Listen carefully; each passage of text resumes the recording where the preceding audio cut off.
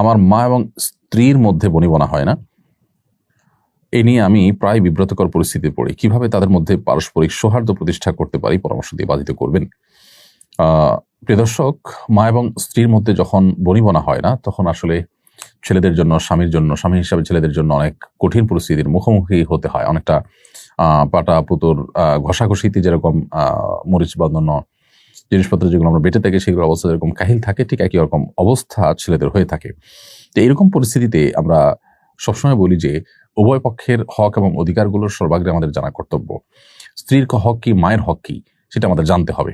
একজনের দিকে আমি টানতে গিয়ে যদি অন্যজনের প্রতি অবিচার হয়, অন্যজনের হক যদি নষ্ট হয়, তাহলে সেটা ভুল হবে এবং সঠিক কাজ হবে না। তো এই জন্য সবার হক এবং সবার প্রাপ্যগুলো আমাদেরকে আগে ভালো করে জানতে হবে। দ্বিতীয়ত যে কাজটি করতে হবে তা হলো মা এবং স্ত্রী উভয়ের কাছেই যথাসম্ভব চেষ্টা করতে হবে তাদের পারস্পরিক বনিবনা না হওয়ার বিষয়গুলোকে সমন্বয় করার চেষ্টা করতে হবে এবং মায়ের কাছে স্ত্রীর কাছে মায়ের হয়ে লড়াই করার প্রবণতা এটা দেখানো যাবে না। বিশেষ করে অনেকে আছেন যে স্ত্রীর কাছে গিয়ে যখন তিনি স্ত্রী মায়ের ব্যাপারে কিছু বলেন তখন মায়ের হয়ে স্ত্রীর সাথে লড়াই করেন, আবার মায়ের কাছে যখন যান তখন স্ত্রীর হয়ে মায়ের কাছে লড়াই করেন, উভয়ের কাছে তখন তিনি খারাপ হন। বরং যথাসম্ভব তাদের কথাগুলো শুনতে হবে, মনোযোগ দিয়ে আমলে নিতে হবে এবং যদি তারা কোনো ভুল ধারণার মধ্যে থাকে একজন অপরজনের প্রতি, তাহলে সেটাকে খুব বিনয়ের সাথে সম্ভব হলে বোঝানোর চেষ্টা করতে হবে। আর যদি মনে হয় যে বোঝালে হিতে বিপরীত হবে, তাহলে চুপচাপ থেকে প্রয়োজনে কোনো রকম সায় দিয়ে অন্য কাউকে দিয়ে বোঝানোর চেষ্টা করতে হবে। কিন্তু এর মানে এই না যে কোনো জুলুম হলে, অবিচার হলে আপনি নির্বিকার থাকবেন, কিন্তু যথাসম্ভব এই ক্ষেত্রে ব্যালেন্স করার চেষ্টা আমাদের করতে হবে এবং এটা করতে যদি আমরা ভুল করি তাহলে সেক্ষেত্রে এর জন্য আমাদেরকে অনেক মূল্য দিতে হতে পারে।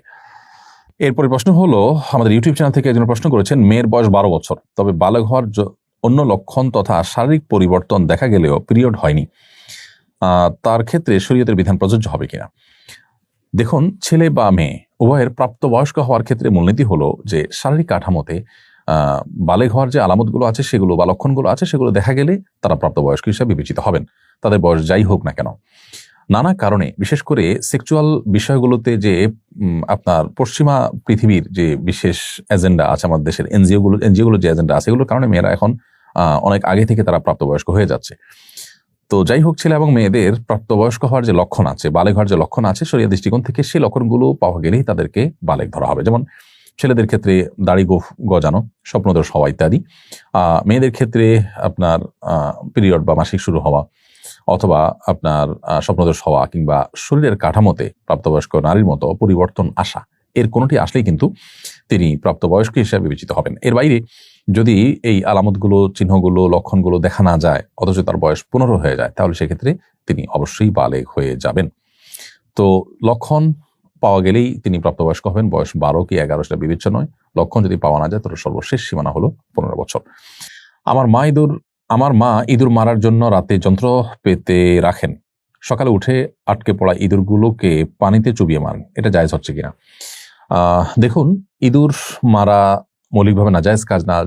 যদি ইঁদুর আমাদের উপদ্রবের কারণ হয়, আমাদের ফল ফসল ক্ষতি করে, বাসা বাড়িতে ডিস্টার্বের কারণ হয়, তাহলে তাদেরকে মারাটা নিষেধ নয়, কিন্তু নির্মমভাবে মারাটা নিষেধ। অতএব ইঁদুর মারতে গিয়ে আপনার মা যে প্রক্রিয়া অবলম্বন করছেন, যে পানিতে চুবিয়ে মারছেন, এটা অবশ্যই নির্মমভাবে হত্যা করা। নবী করিম সাল্লাল্লাহু আলাইহি ওয়াসাল্লাম বলেছেন, ইন্নাল্লাহা কাতাবাল ইহসানা আলা কুল্লি শাই, আল্লাহ তাআলা প্রত্যেকটা বস্তুর প্রতি ইহসান করাটাকে ফরজ করে দিয়েছেন।